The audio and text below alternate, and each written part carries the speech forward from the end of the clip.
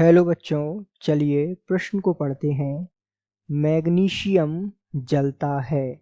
आपको विकल्प दिए हुए हैं। विकल्प ए है N2 की उपस्थिति में, विकल्प बी है CO की उपस्थिति में, विकल्प सी है N2O की उपस्थिति में और विकल्प डी है इनमें से कोई नहीं।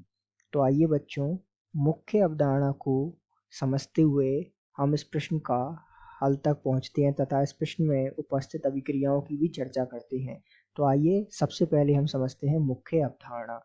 तो जैसा कि हम जानते हैं, मुख्य अवधारणा के रूप में हमें मैग्नीशियम के जलने की अभिक्रिया की जानकारी होना आवश्यक है, जो कि कुछ इस प्रकार की अभिक्रिया होती है।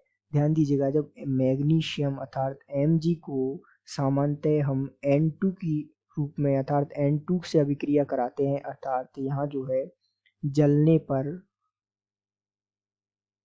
हमारे पास उत्पाद प्राप्त होता है Mg3N2, जिसे हम मैग्नीशियम नाइट्राइड के नाम से जानते हैं।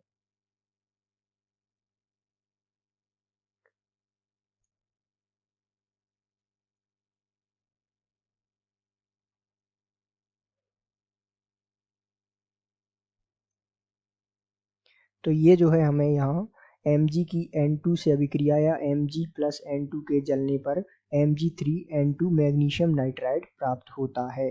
तो इस आधार पर हम कह सकते हैं कि मैग्नीशियम जो है N2 की उपस्थिति में जलता है। यदि हम इसको संतुलित करें तो संतुलित करने के लिए यहाँ 3 लगा देते हैं और इस प्रकार ये जो है हमें मैग्नीशियम की N2 की उपस्थिति में जलने की संतुलित समीकरण प्राप्त हो चुकी है।